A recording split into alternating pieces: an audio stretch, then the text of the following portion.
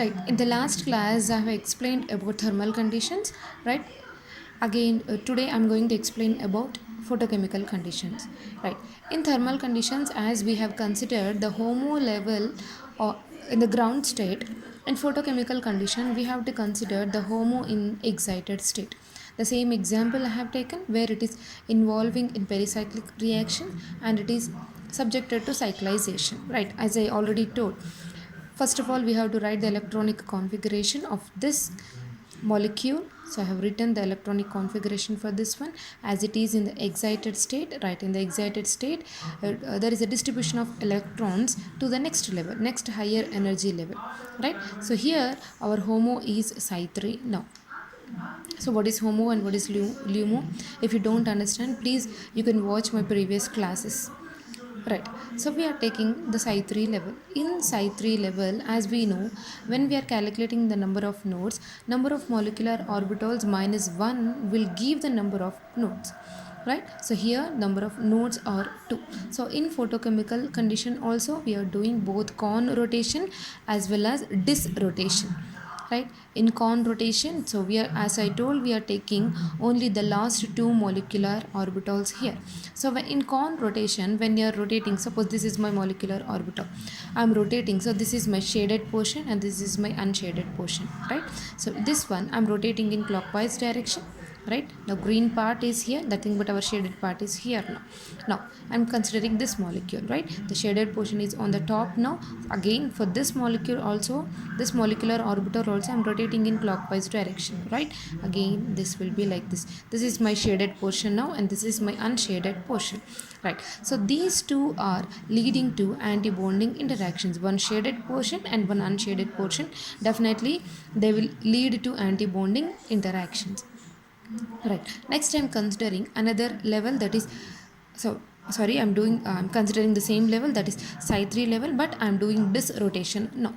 So in this rotation, so I'm rotating this molecule in clockwise direction and this molecular orbital in anti-clockwise direction. So both of them, they are leading to bonding interactions. As I already told, anti-bonding interactions are forbidden whereas bonding interactions are allowed.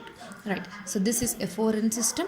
Right, in 4n system, while doing con rotation, that is in photochemical condition, as this is a photochemical condition, con rotation, 4n system, it is forbidden. Right, why it is forbidden? Because it is leading to anti-bonding interactions. The same when we are considering the same photochemical condition, dis rotation, 4n system, it is allowed. Right, so we have to remember this equation, then it will be easy for us to solve in any kind of entrance examinations what is happening. Right, so this is about the electrocyclic reaction in thermal condition as well as in photochemical conditions. Now I'm moving on to the next topic, that is cycloaddition reaction. Right, in cycloaddition, it is nothing but it is the addition between two unsaturated partners. Right, so these are the two unsaturated partners. These unsaturated partners are involving in cyclization to form a cyclic adduct. Right, addition between two unsaturated partners to form a cyclic adduct, it is called a cycloaddition reaction. Right, so here what happens, two pi bonds are involved and two new sigma bonds are formed. Right, so this is cycloaddition reaction, it is again of two types, that is 2 pi addition or 4 pi 2 pi addition. Right, in 2 pi, right, in 2 pi addition, 2 pi and 2 pi addition, you can see this bond it is moving here and this bond it is moving here. Two pi bonds are involved here. Right, these two pi bonds, they are forming two new sigma bonds. Right, so this is about 2 pi addition, 2 pi electrons they are involving and giving 2 pi, that is two new sigma bond. This is one new sigma bond, another new sigma bond. Right, another one, it is 4 pi 2 pi addition, that is Diels-Alder reaction. In Diels-Alder reaction, that is 4 pi 2 pi addition.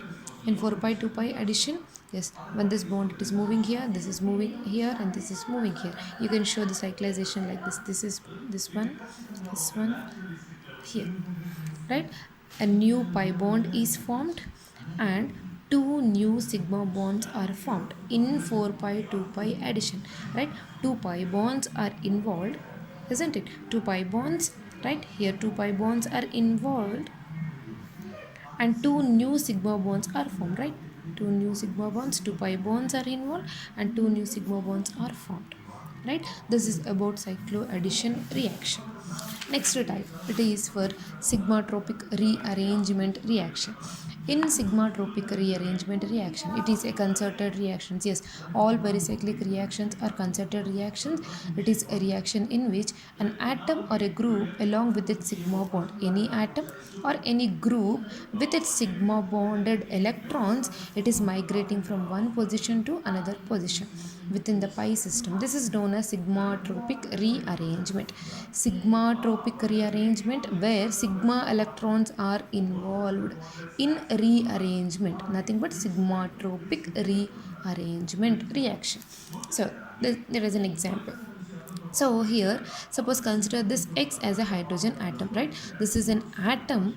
So what I told, an atom or a group along with a sigma bond, right? So this is an atom with sigma electron, nothing but sigma bond. It is moving to different position, right? From one position it is moving to third position. So this shift, it is called as 1,3 shift, otherwise it is also called as IJ shift, and this system is called IJ system, right? So when this group it is moving here, definitely in order to saturate the carbon atom, this bond it is moving here, right? Next thing, so we have to give the numbering like this, right? So the carbon which is adjacent to the pi bond, we are giving that carbon as numbering 1. That is 1, 2, 3. Right? So this is the carbon that is adjacent to this pi system. This is the pi system. This is the carbon adjacent to this pi system. So we are giving numbering like this. That is 1, 2, 3. Here also the same rule is applied. That is 1, 2 and 3. So this group, this complete group, it is moving from this position to this position here. This type of rearrangement is called Cope rearrangement, right? So if it is having any appendages like this, that is CH3 and CH3, any methyl groups are present, methyl substituent, along with this substituent it is moving to the different position, right? So in sigmatropic rearrangement there is no change in a number of bonds. Number of bonds will not be changed here, whereas in cycloaddition and electrocyclic reaction there is change in number of bonds, right?